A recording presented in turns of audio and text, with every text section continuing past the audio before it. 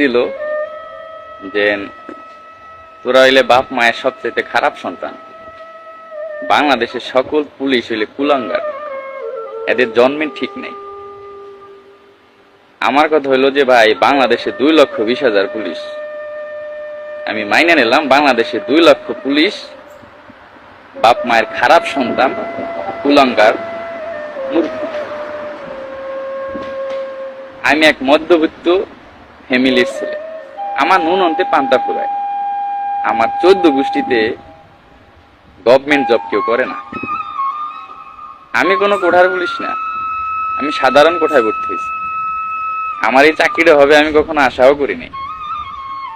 আল্লাহ আমার রিজিক লেখছিল পুলিশের চাকরি, আজ আমি চাকরি করি, আজ আমি কুলাঙ্গার। আমি একজন স্টুডেন্ট ছিলাম, আমি এইচএসসি পাস করে এখানে আসছি। যাই হোক, জনগণ আমাদের গালাগালি দেবে, এটা আমরা শুনি বা আরো শুনতে হবে, তা নিয়ে আমার কোনো আফসোস নেই। কিন্তু আমার যেটা বলার সেইটা হইলো, সবাই বলতে আছে যে এই পুলিশ সদস্যদের সব বাদ দিয়ে দেন, আমরা মেধাবীরা এখানে আসবো, আমরা দেশটাকে গর্ব। ভাই, আমাদের ভিতরে হাজার হাজার বিসিএস ক্যাডার আছে। আমার লেখাপড়া এখন চলমান। এই যে দেখেন, এখন বাজে রাত 3টা, আমি রাস্তার ভিতরে একা, কেউ নাই, আমি একা আছি। কার জন্য আছি? আমার মা বাবার জন্য? অবশ্যই না, দেশের মানুষের জন্য। সবাই ঘুমাচ্ছে আর আমি সারা রাত এই রাস্তা দাঁড়ায় দাঁড়ায় ডিউটি করব। সকালে ঘুম থেকে তারা উঠবে ফ্রেশ মাইন্ডে, যখন আমারে দেখবে, মানে সরাসরি না পারলে মনে মনে একটা গালি দেবে যে শালা কুলঙ্গারের বাচ্চার মুখটা দেখলাম, আমার দিনটাই খারাপ হয়। তাতেও আমার কোনো আফসোস নেই। কিন্তু কথা হইলো যে মেধাবী স্টুডেন্টরা যে আসবে, বাংলাদেশে তো আবার সরকার গঠন হবে, আওয়ামী লীগ আসুক, বিএনপি আসুক, জামাত আসুক, XYZ যে কোনো সরকার আসতে পারে, দেশের পরিস্থিতি তো আবারও খারাপ হতে পারে।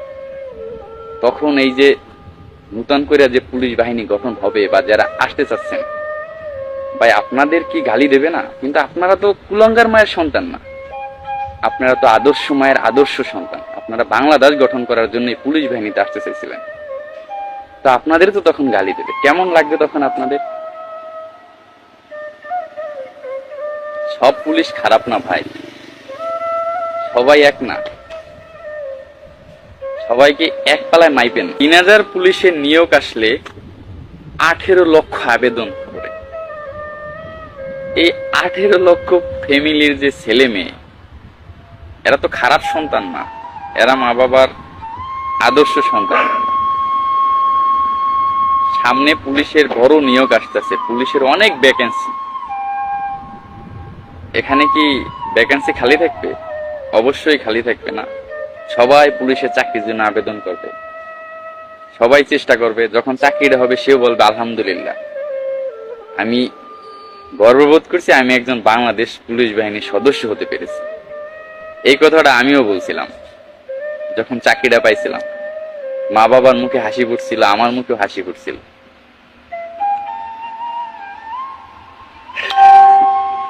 আসলে এগুলা নিয়ে কষ্ট পাবার কিছুই নাই। আমরা জনগণের গোলাম, স্বীকার করি।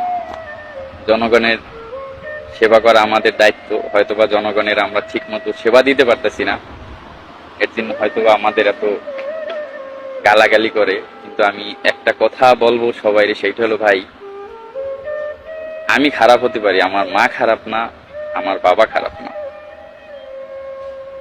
প্লিজ মা বাবা নিয়ে কখনো গালি দিয়েন না। অনেকে আবার বলবেন যে শালা তুই পোশাক পরে ভিডিও করতেছ কেন? ভাই, আমি সিভিল পোশাক পরার সময় পাই না ভাই, সারাক্ষণ এই ডিউটি লাগে থাকে। আমার যখন চাকরি হয়েছিল তখন আমি 2টা শার্ট কিনছিলাম, ওই শার্ট 2টা আমি এখনো পরি, পুরন হয় নাই। আমার চাকরির বয়স 2 বছর, আমি হিসাব করলে 2 বছরে 40 দিন ছুটি পাইছি। 40 দিনে 2টা শার্ট পূরণ হয়ে যাওয়ার কথা না, বা আমার যায় না, কারণ আমি হইলাম গরিব ঘরের সন্তান। আমার 40 দিনে 2টা শার্ট পূরণ হয় না। আমি ওই শার্ট 2টা আরো 2 বছর পড়তে পারবো ইনশাল্লাহ। ঠিক আছে, কিন্তু এখন এই পোশাক পরে ভিডিওটা করতে বাধ্যই হইলাম। যাই হোক, আমি আর কখনো পোশাক পরে ভিডিও করব না। আর যারা গালাগালিজ করেন তাদের কাছে একটা অনুরোধ থাকবে যে ভাই আমারও মা আছে, বাবা আছে, আমারও বোন আছে, আত্মীয় স্বজন আছে, প্লিজ আমার জন্য আমার ফ্যামিলিটাকে খারাপ ভাববেন না। আমি আমার মা বাবাকে অনেক রেসপেক্ট করি, অনেক সম্মান করি। আমি বাংলাদেশ বাংলাদেশ পুলিশ বাহিনীকে আমি খুব ভালোবাসি, বাংলাদেশের মানুষকেও খুব ভালোবাসি। আপনারা গালি দেবেন, সহ্য করে নেব, কিন্তু মা বাবাকে দিয়েন না ভাই, বুকের বাম পাশে লাগে ভাই। ঠিক আছে, আমাদের কষ্টটা যদি বুঝতে হয়, আমাদের রুলস যদি বুঝতে হয়, অবশ্যই আপনার এই চাকরিটা করতে হবে, নাইলে আপনি আমাদের ব্যথা বুঝবেন না। আপনার সারাদিন বক বক করে আপনাদের বুঝাইতে পারবো না যে আমরা পরিস্থিতির শিকার নাকি অন্য কিছু, এগুলো সারাক্ষণ বললেও বুঝাইতে পারবো না। যাই হোক, আবেগে অনেক কথা বলে ফেলাইলাম, আপনারা আবার কষ্ট নেবেন না। সবার প্রতি ভালোবাসা এবং শুভকামনা রইল।